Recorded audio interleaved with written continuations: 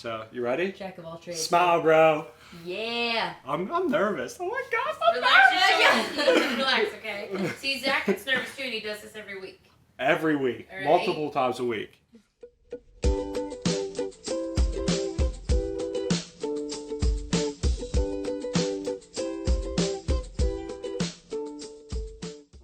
Hello and welcome to Center for Victory podcast of Your Best Day Yet. At Center for Victory, we're here to help you unlock, reinforce, and enrich relationships through personal and professional development. I'm Zack DelTurco. I'm an executive consultant here at Center for Victory. And today, I have the honor of interviewing Keagan. Keagan is a friend of mine, but we also spend time on a weekly basis where we get to just have fun, hang out, and play sports and go out to eat. We really like going out to eat, don't we? So, Keagan, why don't you tell us a little bit about yourself? You know, you're an athlete, but I think there's more to your story than that. Tell me a little bit about how old are you? What's your favorite sport? Who's your favorite athlete? I'm 9 years old. My favorite athlete's probably James Conner. Ooh. And I was diagnosed with brain tumors whenever I was 3. Okay. Gotcha. And you think that's why James Conner is your favorite athlete, because he struggled with something similar? Probably. Yeah. So, Keagan, I remember it was probably 2 or 3 months ago, we were out to eat in a little breakfast place in town, in Zelienople, and I was telling you about a situation that was coming up, and I was very nervous because I never did this before. And I've spoken in front of hundreds of people, but this was something that was a little bit unique because it was my first time ever doing this. And I didn't know that a 9-year-old could have so much wisdom and so much great advice. And I remember you looked at me and you said, "Hey, Zach, whenever I'm scared of doing something, I just get up and do it." And that hit me like a ton of bricks, and I still have been impacted by that saying still to this day. So tell me a little bit about where did that come from? What kind of experiences made you have that kind of wisdom?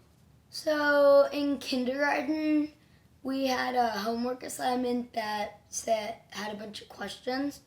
And one of them was, if you were to give a speech at school and you were really nervous, what would you do? And my response was I would get up and do it. Wow. And what was some of the other responses some of your other friends had?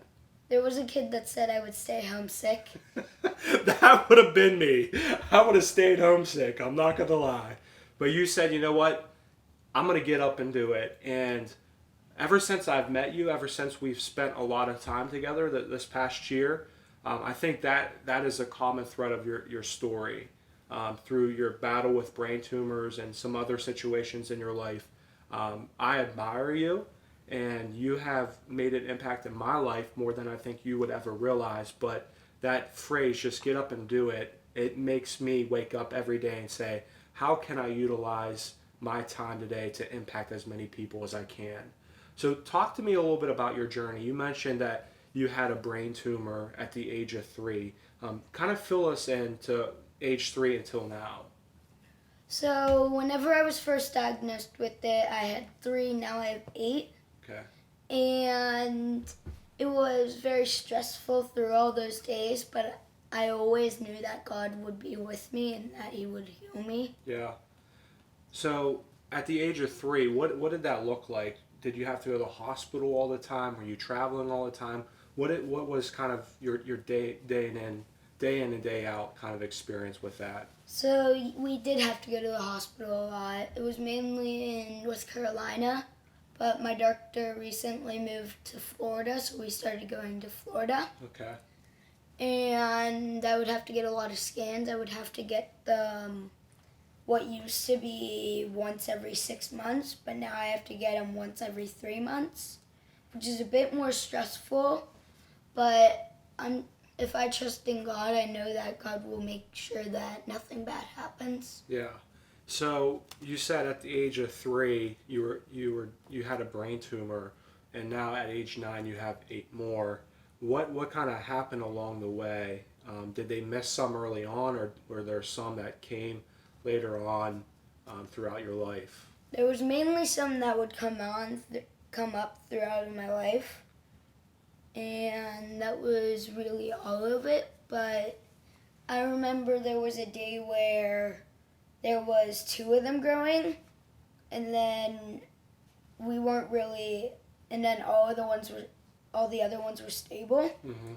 So we were a bit worried, but then we went back to the hospital the next day. I mean, not the next day, the next 6 months, and we found out that it was actually just one growing, but was growing a new one, Okay. and that was kind of stressful too. Yeah. And how was kind of your spirits? How was that when you found out that kind of news that you had a brain tumor? Like, what was your first reaction? I was a bit worried, and then I remembered that if God was with me, nothing bad would have happened. That's good. So tell me a little bit about, like, from the age of 3 till now, what has been like the hardest thing that you've had to go through up to this point? Probably all the things that, like, you wake up in the morning and you don't know what's gonna happen next, Yeah. and you just have to trust God in healing you. Yeah. So almost like the uncertainty of, hey, I don't know what today could hold. Mm-hmm. And I think I love that about you, Keagan, because I know, going back to our first question, you play so many different sports. What are all the sports that you're involved in? Because I think this is good for some people who maybe they're not motivated, or they wake up every day and they kind of just go through the motions. But you're living your day like it's your last. And that's what I admire about you. That's every single day I wake up and say, okay, what can I do today? How can I impact as many people?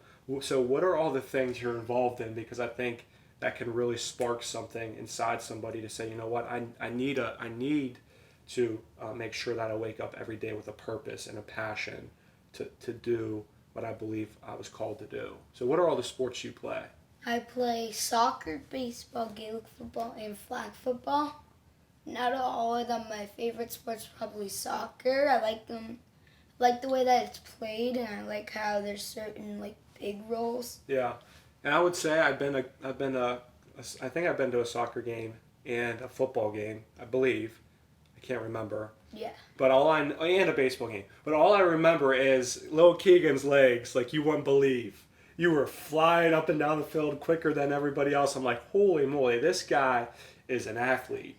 And I think you're much more than an athlete. I think you're an inspiration to so many different people, especially the people that are watching here today and the people that are going to watch from years to come, because they're going to look at your life and they're going to see somebody who's so optimistic. And I just remember I was talking to your mom yesterday, and she brought up something very, very insightful and very helped me out as well. And she said, I think the reason why something like this could happen to you is so you can make an impact in so many other people's life. So talk to me a little bit about the impact or the opportunities that something that tried to take you out actually is now helping many other people. So tell me about some of those opportunities that you had to really share your story. There was a lot of times that whenever the brain tumors would grow, I'd get a lot more worried.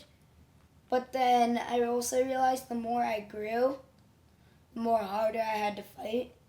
And the more harder I fought, the more I would heal, and that would just keep me doing the fun things that I do today. Yeah. So recently you were at an event in Pittsburgh, and you had an opportunity to get up in front of a ton of people and kind of just encourage them. What was that like?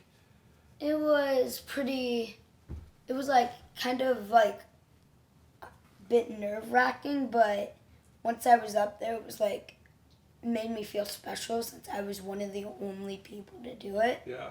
And what were some of the things that you said to everybody who was at that event? I mainly said, like, if something's ever wrong with you, don't be scared. Just believe in God, and He'll always heal you. Wow, I love that, man. Because I know we have people watching that they might not have a brain tumor, but they have other things going on in their life. It might not be a disease. Maybe it's the divorce or a broken relationship, or they just got bad news about a loved one. and you're able to sit here today and say, you know what, I'm fighting through this still to this day, but I believe that at the end of this, I'm going to see victory. I'm going to overcome this. And I love that because, man, so many people would have gave up by now. And you're saying, I'm not just going to survive, I'm going to thrive. And that's what your story is, man. You have a story of somebody who has resilience, somebody that says every single day, I'm going to get up. I'm not just going to survive. I'm not going to feel bad for myself, but I'm actually going to make an impact in this world. And you're doing that. So tell me a little bit about where are you at in this journey right now? Because you said you had 8 brain tumors, and recently you got news that one of them was growing, right? So what's kind of your next steps there? So it was rather I just let it grow, or I could get a surgery to get it out, and and my mom and me chose the surgery. Mm-hmm. And it's not really going to be that hard. They're just going to put me to sleep, and they're going to stick something up my nose and pull it out, but I'm going to forget about it all. Yeah. And since I forget about it all, I just need to trust God that He'll heal me through it.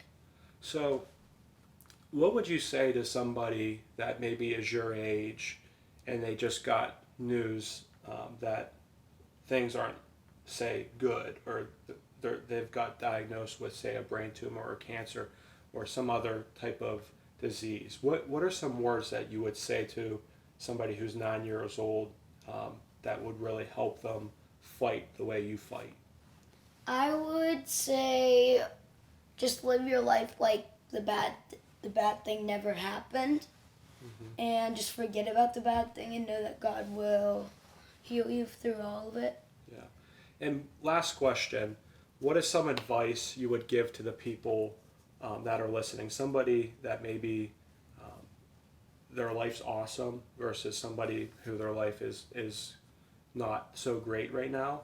You know, if you want to be remembered, and I know you're only 9 years old, but looking, say, 50 years down the road, what is something that you would like to say or would like people to say about you? Mainly, it would be probably like, if I had to tell everyone one thing in their lives, something's bad going on in their life, I would say just live your life.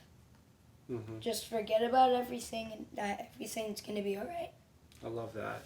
Well, Keagan, I'm so thankful that you were on this podcast, but more importantly, that I have you as a friend, and that we get to spend pretty much every single week together.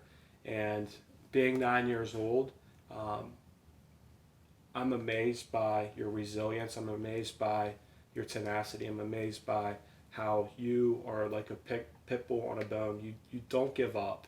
And I truly believe in the next season of your life that you're going to be able to speak into more people than you could ever imagine. You're going to be able to share your story to help heal people, to help encourage people, and to help uplift people. And God has used you, I believe, to be a witness of who He is. So I just want to thank you so much for being bold, for just getting up and doing it every single day, and also for being on this podcast. So I love you, brother. I know that the listeners here are going to be so encouraged by your story. So keep fighting. I know that the best days are ahead. And thank you for being here today. Welcome.